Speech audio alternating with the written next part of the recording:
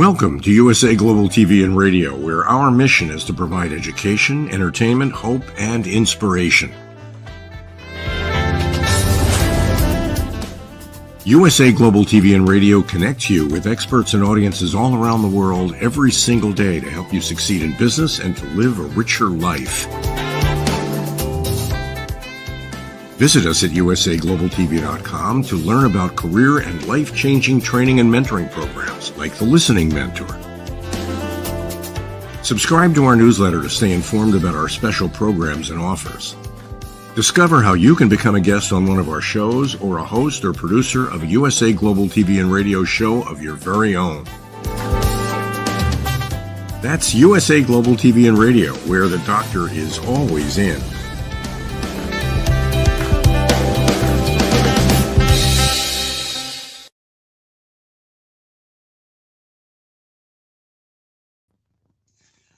Hello, Red O'Loughlin here.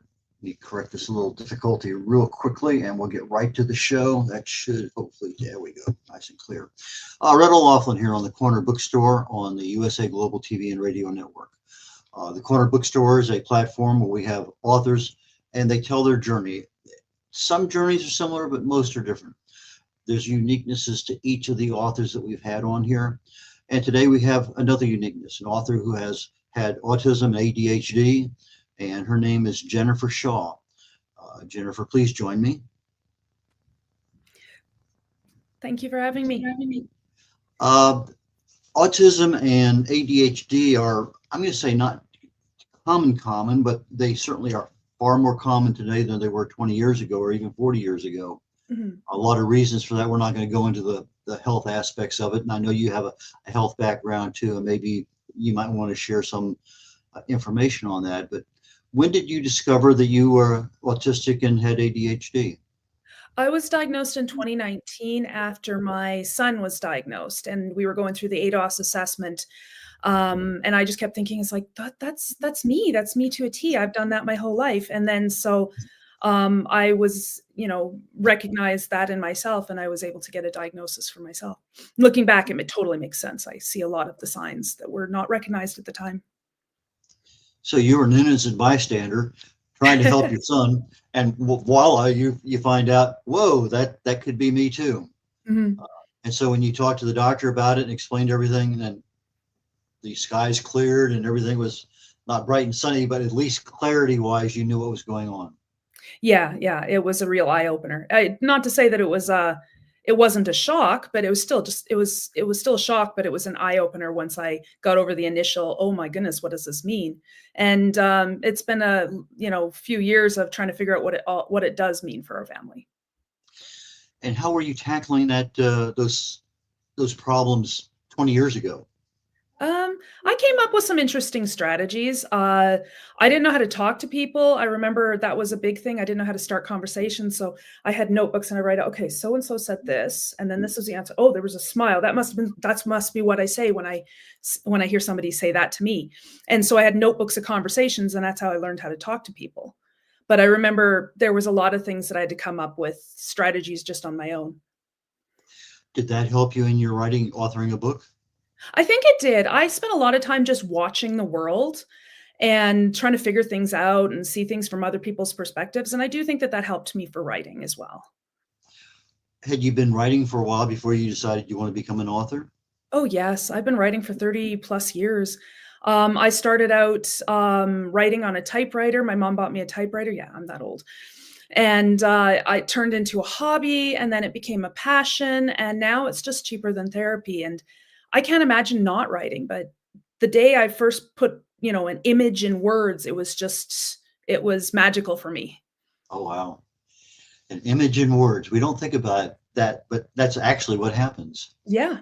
We try to convey not only the image, but the emotion, the location, all those things that go into developing the character plot and everything else. So, yes. Yeah. So you were kind of forced into it, found out that it helped, and then took advantage of it. Yeah, exactly. Like following my diagnosis, I'd written hundreds and hundreds of stories, but I'd never shared anything. And then once I was diagnosed with autism and ADHD, I thought, well, maybe this is my special interest because I've been doing it for so long. And I got brave and I sent my first manuscript off to an editor thinking the worst they can say is it sucks. And they came back and they said, this doesn't suck. You should publish. So 2 years later, I did. Okay, so when did you start the writing of the Callum? The first book in my Callum Walker series? Yes. Yes, I started that one. I finished that one in 2019, and the first book of my series, The Ascension, was the one that I sent off to an editor, and then so that one took me, the rough draft for that one took me about 2.5 months to write, but editing took me 2 years. Okay, so the editor was more than, I guess, when you're developing a novel, a story about people and things, it's different. I write nonfiction. So I have a lot of appreciation for you trying to get a certain point in time, a certain location. Here's the basic plot. Here are the characters. Here's the action. That I'm in awe about, because that's not what I do. I started writing one novel once back 10 years ago, and my wife had chemo treatments for breast cancer, and I get everything written except for the dialogue. And I'm going to go back and fill it in, but I have the bare bones of everything because it's one of the last flights I ever took on top of a Russian submarine out in the middle of the Atlantic. And I just need to fill in the details. Yeah, just how we get around to it. Anyway, so your editing at that point in time was a developmental editor, in order to say, okay, I have a plot, here's my story, and does it make sense? And how did you find your editor? I found them very encouraging. I've gone through, I've had, to hunt for a few different editors, and every single one of them does something slightly different. And some of them, just because they pay or they charge a lot more does not mean that they're a good editor. So you kind of have to really ask a bunch of questions and maybe see something else that they've edited and stuff. But the editors that I've had have taught me a lot about perfecting my wordsmithing craft and learning when to use commas and stuff. Because I was a science geek in school. I didn't pay attention to English. It was boring to me. It was not black and white, right or wrong. It was a lot of gray. So I didn't like it as much when I was growing up. I love telling stories. I just didn't like writing essays. Okay, so you went to Editors R Us and you chose one. Is that what you did? Something like that. Yeah. Yeah, there's I think in Alberta, there's an Alberta Guild of authors and editors, and I started there. I also reached out to, I was in a writing group, as I reached out to them, say, hey, do you know any editors, and what do I need to look for and such? Do any of your characters have autism or ADHD? I wouldn't say that they have autism or ADHD, but I do think that I put bits and pieces of my personality, different aspects of myself, into each one of my characters. If there was any, there's one person that I kind of think that may have a little bit of ADHD, or not ADHD, but autism. They don't get sarcasm like me. They don't understand jokes. They're very serious, very conservative. And if I had to say anybody is, then that person probably is at least that side of the autism spectrum. Okay.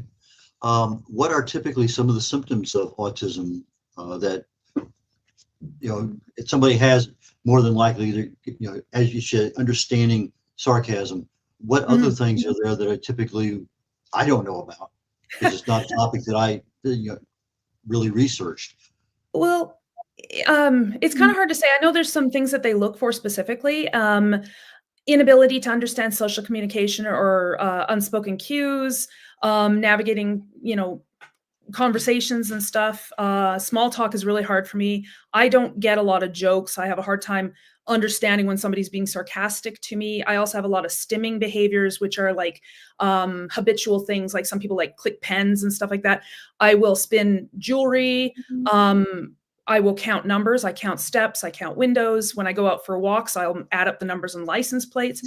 But when I was diagnosed with autism, I had somebody ask me, it's like, well, what's it like to have autism? And I said, I don't know. What's it like to not? Because it's all I know. So it's not that I can say, hey, this I do this, and and this is autistic. I don't know, because I don't know if other people do it either, unless I ask them.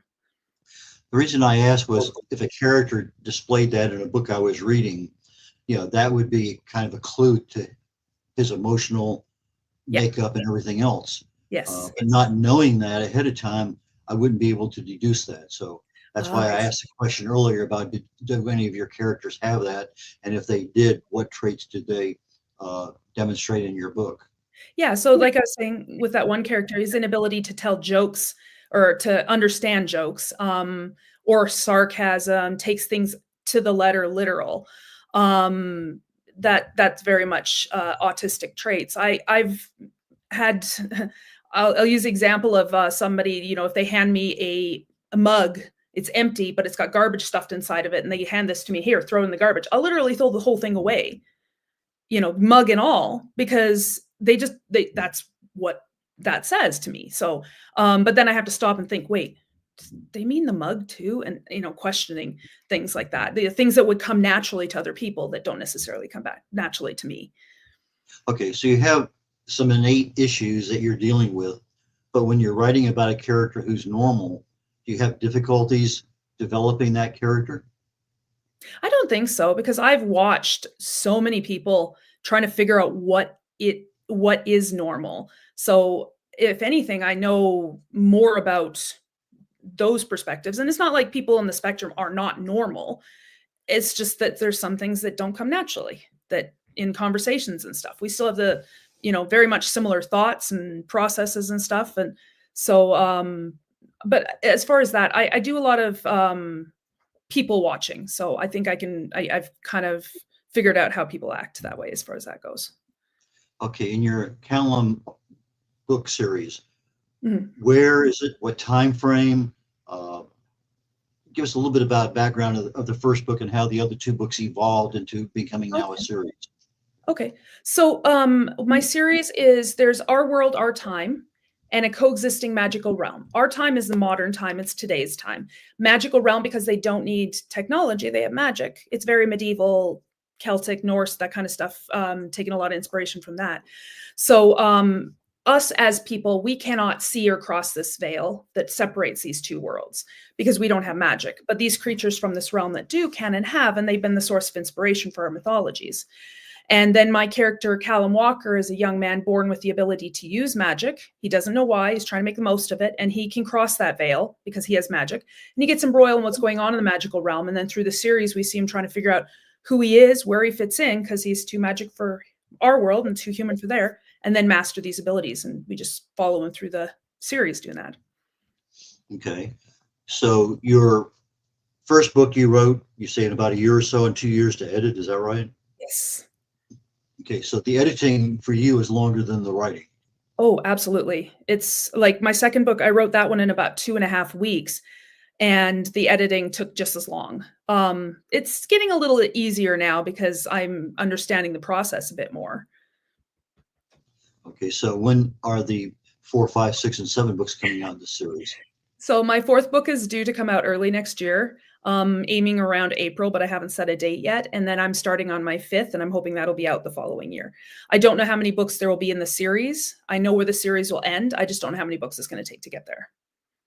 Okay. Anybody get killed in the book who's a main character? Not yet. Not yet? Okay. The reason I ask is I've had a couple, 3 books that I'm reading, and literally in 2 sentences, the main character dies. Of what, it doesn't matter what the reason is, they're gone. And I'm sitting there and I reread it, and yeah, it hit me so quickly that I could not believe that that person is no longer part of the story. Mm-hmm. And I'm sure in your Callum Walker series that there's probably some there that may not necessarily be in book number 5 or 6. But when do you get rid of them, and how do you get rid of them is not a question we're going to answer today, but it's always in the background of somebody's mind as they're developing that thing down the road.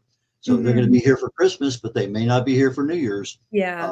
Well, I mean, that's life, right? Things can happen. And in my books, my characters, all of my characters are in very dangerous situations. So it's more likely to happen that they'll get injured or killed, you know?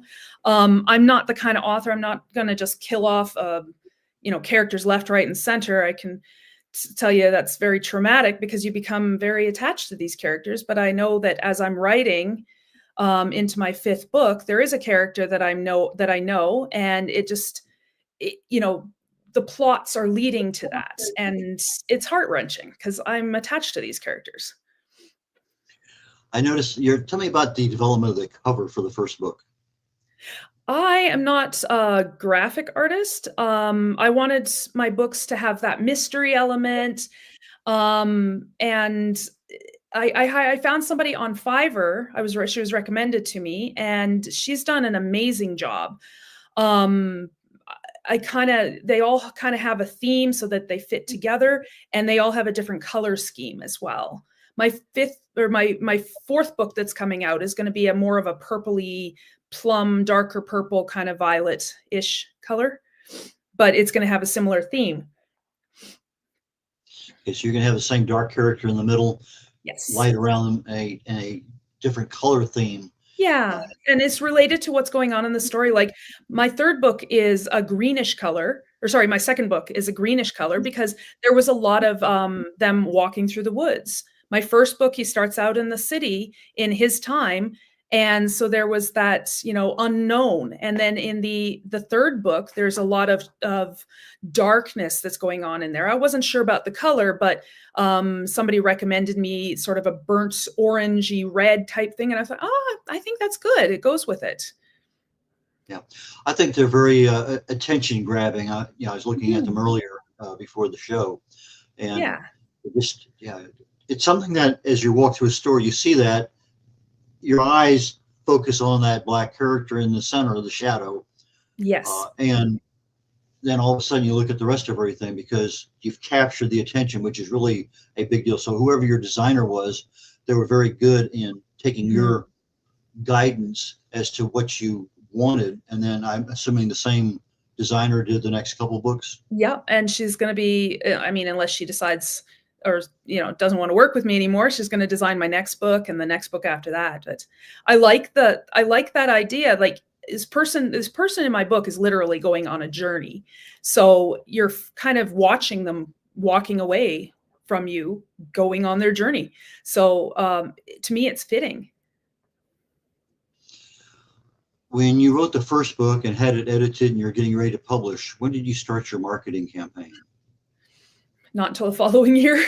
I didn't know what I was doing. I didn't know what marketing is. I'm a stay-at-home mom now. So marketing is a very scary word. So I started to think, instead of using the word marketing, how about we use, let's show the world that I exist. And then it sounds a little less scary. So I didn't start until the following year. I think most of us authors are in that same category. It's not a skill set we have. Yeah. We are really at comfort writing. Editing becomes a drudge because I've already written it. Why do I need to look at it again? Yes. And then why do I need to, I need to tell people because I want to get some money out of this thing. I don't want to just sell 3 books and be happy. So that marketing thing, when I work with new authors, I'll take them through and show them the best-selling covers, the best-selling this and that. I go through a whole bunch of things. But one of the things I tell them is you really need to have 2 parallel tracks. You start writing, you start marketing. Yes. Because the sooner people know you have something coming out, now you're accountable. That puts extra pressure on you to get the job done. But it also makes the ability for people to buy immediately once you say, it's done, world, here it is, and I'm having a book launch or whatever you're doing to do that. But if you all of a sudden you start, oh, by the way, I've been working on this for 2 years. But there's a lot of things that can be done with social media and other aspects of marketing. Yeah. And I'm learning so much. It's a huge learning curve.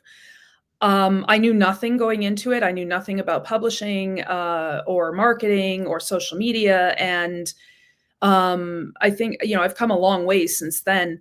But there's still so many things to learn. And I do a lot of book signings and events where I'm getting out there in the community and telling people about my books. And I'm finding that there's a lot of readers, or there's people that come to talk to me every single time I go out, and there's something new that I learn about. Oh, hey, you should check out this expo, or have you heard of this library, or different things, or literary contests and stuff that I had no idea about. Is there any author that you read that you get inspiration from, either in the style of writing or character plot development? There's different authors here and there that I've read. I actually didn't read a lot because I couldn't find things that I really, interested me. So I started the writing. But as I'm writing more, I want to learn more about what other authors do. So I've read a few series. I've read the Scythe arc by I can't say his last name, Neil. I can't say his last name, but I also read the Gentleman Bastard series that start. The first book is The Lies of Locke Lamora. And I've read a lot of Margaret Atwood. I've read Stephen King, a lot of his books. I grew up, actually, my mom was doing her English major, and I would read as we drive to our grandparents' house every weekend. And I get to sit in the front. I was the oldest, but only if I read her books. So when I started writing, I was reading a lot of like Thomas Hardy, Joseph Conrad, the Brontes, Shakespeare, Gatsby, those kind of things, right? So that's where my growth in writing started. And how did you figure that your story really needed to have the netherworld, that magical kingdom that crosses that divide that you're talking about? I'm a very what if person. So when I started this series, I thought, what if fairy tales were more than stories and the monsters were real? We just didn't know it. And then just kind of ran with it. And the ideas just kind of poured out of me. When I'm writing, I see it as a video in my head. And there's a lot of times that I don't know what's going to happen. I'm writing it and I'm like, okay, they're here. I don't know what's going to happen. Oh, I didn't know that was going to happen. I want to see where it goes. And, it just sort of, the ideas just sort of flow. It's like, I call it my, creative train wreck.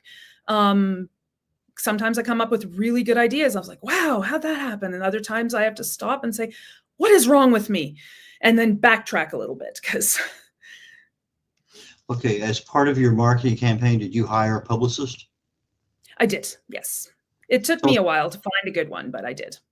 Okay, so there's a journey for marketing, but most of us don't even think about having a publicist. So what kind of occurred in your thought process is that, maybe I ought to hire somebody who does this for a living?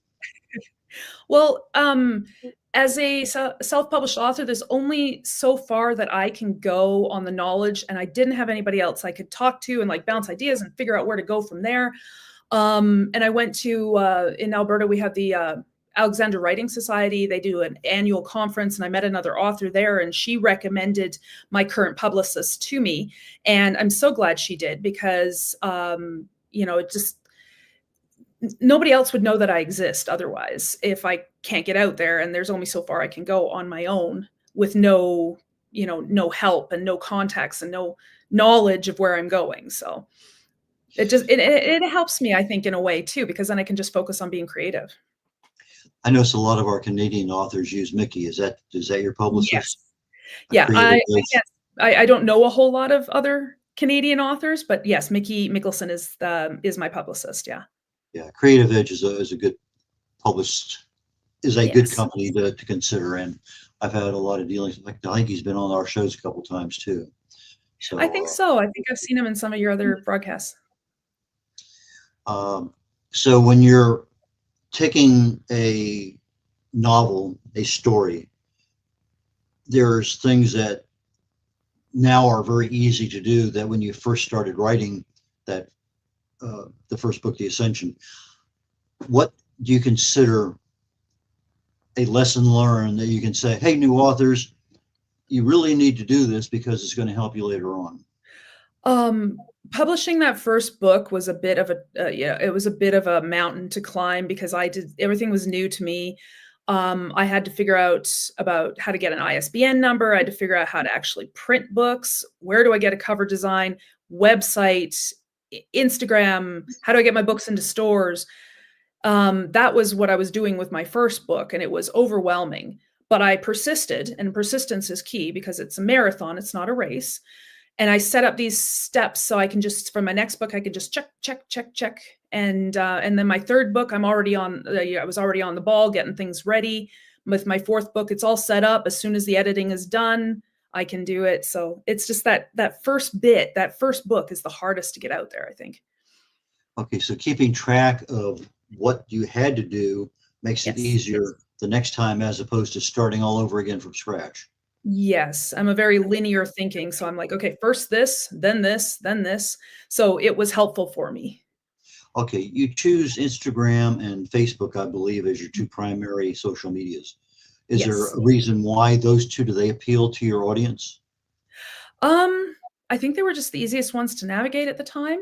I'm not opposed to other social media platforms like LinkedIn or X. I I just don't know how to use them, so you know, um, there's just a lot of things I'm trying to figure out. So Yeah. Part of the learning process of, one thing at a time. Let me learn what this is, kind of be semi-professional as best yeah, I can, yes, understand it so I can tell other people, and then, okay, what's next? yeah, exactly. And I mean, like at the end of the day, I'm a mom first, a wife and a mother first, and an author second. What kind of software do you do for your writing? So Microsoft Um, Word? Yeah, Microsoft Word.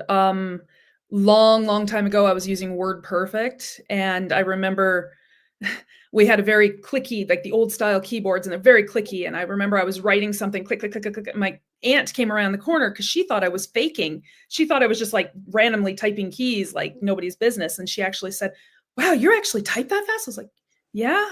But then, I mean, I've had to update my programs because I was typing faster. I'd finished typing a line and I'd look, it's still printing across the screen.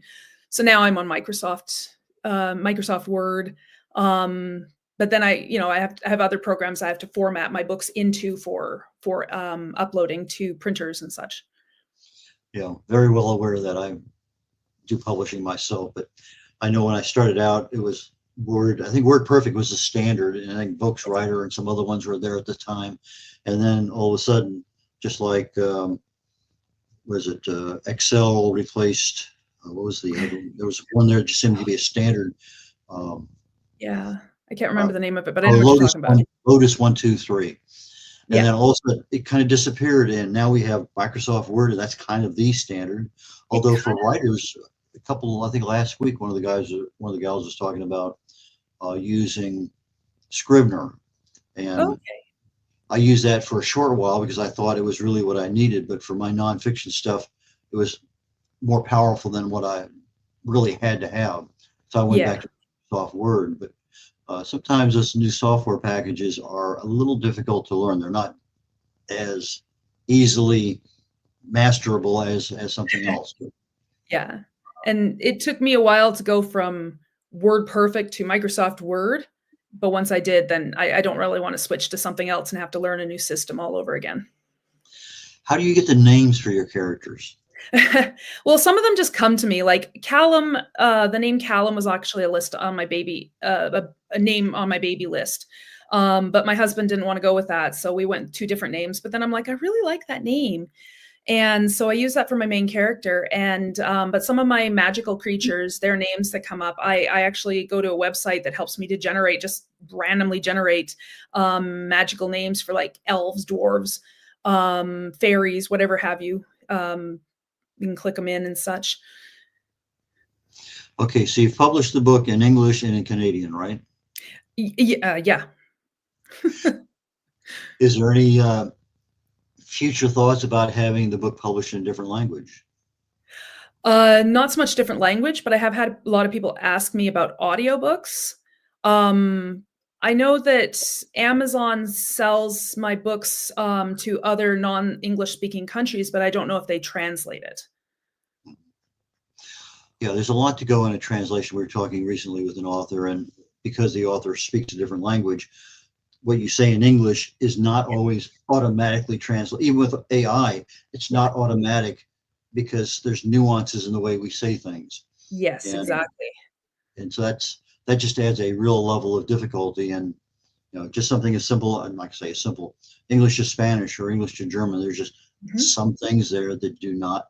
I mean, I can remember trying to tell. I was living in Germany for a couple of years at the end of the '90s, and trying to tell a joke in English and translate it into German, and it just Didn't it work. disconnect. The word. I could say it literally in German, but I could not. The person on the other end listening. Okay, what's so funny? And Yeah. just So anyway, that's a major, obviously AI, I think, can help. Do you use AI at all in any of your writings, research or anything? I try not to, but like I use spell checker and but I don't want to use AI. I know there's I want it to be genuine. So The, I guess,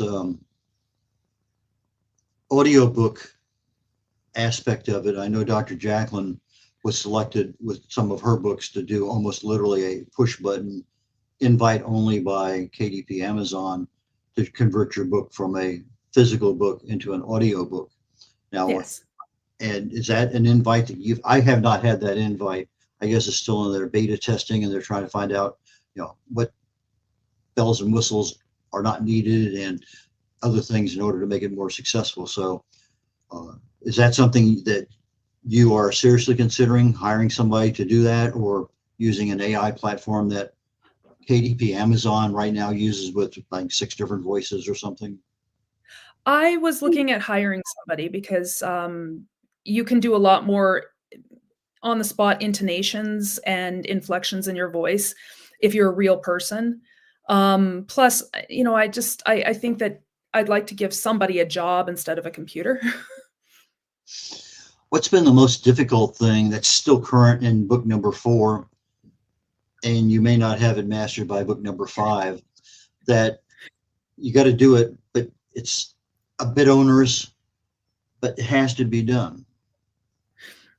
Editing. Um, I like to use adjectives very frugally, and if I don't weed those back, it just becomes overwhelming. But I also know that trying to find new ways of describing a smile or sitting up or walking is without just saying walking or repeating yourself. It's, trying to find different ways of saying the same thing. And Yeah, I have a tendency to use if a lot. If this happens, and I had a session in my home where I had invited people over to read chapters of my book before it was published. And one of the guys, he's actually been on the show here a few times, suggested this when rather than if. And so when I went in there and did a search, I had like 84 ifs, and I think 81 of them should have been when. And so I go through it. Okay, yeah, that's really what I meant to say. If this, you when don't want this to happens, overuse when either, right? but in the context of, I write about health and wellness, and so it's Mhm. when a symptom appears, not if a symptom appears, and so that becomes more of a context of Yes. it means something in the brain when it's when than if, and the same Exactly. thing. I confuse you and your a lot, so I know I have frailties. Even if I start writing another book tomorrow, it's one of those things I just have to be aware of. I also like to use adverbs a lot, Oh, and yeah. it's just one of those things. Okay, fine. I can always go back later and clean them up. Yeah. So I do it, and then let me clean up later. Yep. Yeah, the So first draft is just for yourself. so what do you find that you're cleaning up the most? Oh, body beats, and dialogue tags is a huge thing right now. I tend to overuse a lot of them, so when I'm going through my editing, I weed out so many of those. I do focus a lot on facial expressions because for me, that's what I watched a lot of. So I'm trying to vary it up a bit and maybe focus on movements and actual physical behavior, like physical behaviors, and how else can we show expressions and emotions. Um, yeah, those kind of things. Okay, so when you're talking about walking, you're talking about body language, you're talking about facial Yeah. expressions. So, like, As instead of just saying they walk, I can, can say they stride or, the trees are moving by in a blur, without saying that they're actually walking. Um, and then maybe different things that they're doing while they're traveling and stuff like that. I finding it really important not to repeat myself again and again. it's interesting you bring up the facial expressions. As a speaker, and I evaluate other speakers, the body language is there, the inflections are there, but the face doesn't have the emotion that they're trying to convey. It's just, Yes. it's a memory. They're doing everything that needs to be done, but their face is not deadpan, but it doesn't have the smile or the thing that really conveys that particular word at that time. Yes. And I pause, and even then, their face doesn't change. So that's a big deal in speaking, being able to convey not just the hands and the arms and stuff, but your face. Who was it? The Queen, the actor. He played in. Okay, Steve McQueen. I remember reading his autobiography way back when, a long time ago. And when he was working with producers and stuff, there would be almost a whole page of dialogue, and he would scratch through it and says, let's just do this with facial expressions, body language. That conveys the same answer as if you're telling somebody 15 sentences what you wanted to tell them. And I thought he was very good at being able to give you that look, the mother's look to the son or whatever it may happen to be. There are certain looks that convey a message. Yes. So with that, that's kind of, and if you could incorporate that into your writing, kudos to you, because that's a major, major, major plus in being able to fully understand not only the character, but the male brain, the female brain, and everything else that's going on at that time. So yes. we're getting down to the last couple of minutes of the show. So how can people find your books? Do you have any events coming up that you're going to be signing at or anything like that? After the new year, I'll be calling around to book more. Next year, I'll be booking expos and book signing events. But you can find everything you need on my website, jmshawauthor.com. At the bottom of my webpage is all my social medias, my Instagram, my Facebook. There's an email link. I have my books on there with their links to find them online. They're available on Amazon. They're available on Kobo, and if you're in the US, they're also available as an ebook on Barnes & Noble and lulu.com, as well as the events page on my website will tell you where I'm going to be in the future. Okay, for our audio audience, JM Shaw, SHAW, author.com. No dots or anything, just jmshawauthor.com. Correct. Well, Jennifer, thank you so very much for your time today. I really and truly enjoyed it. I'm sure we're going to bump into each other again down in the future. So have a wonderful time. Enjoy the winter in Canada as best you can.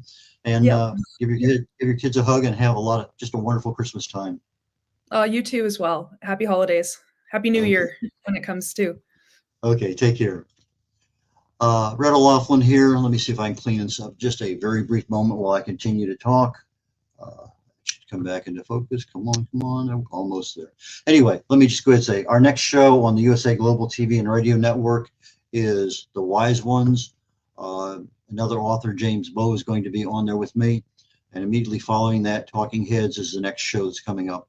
I'll be talking about what would I do if I wanted to use sunlight to improve my health. Sunlight is such an amazing health. It's free. It does all sorts of things, but most people have no idea whatsoever about how it really works in the body. And so I'll be talking a little bit about that.